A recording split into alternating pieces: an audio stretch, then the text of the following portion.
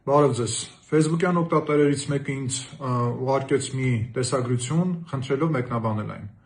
Դիտենք տեսագրությունը ու փորձենք մեկնաբանել։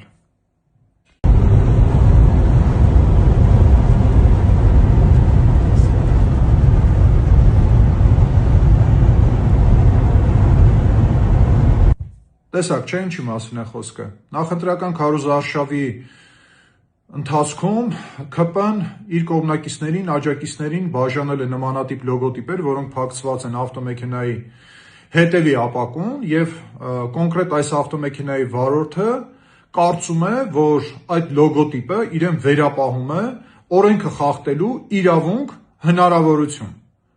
Տեսագրությունը կատարվել է Երևան-Մեղրի ավտոճանապարհի Արտաշատ քաղաքի հատվածում, որտեղ արագությունը, առավելագույն արագությունը 60 կմ/ժ-ն է, տեղադրված է տեսախցիկ, մշտապես շրջագայում են պարեկները, բայց չգիտես ինչու այս իրավախախտումը դուրս է մնացել պարեկների տեսադաշտից եւ 60 կմ/ժ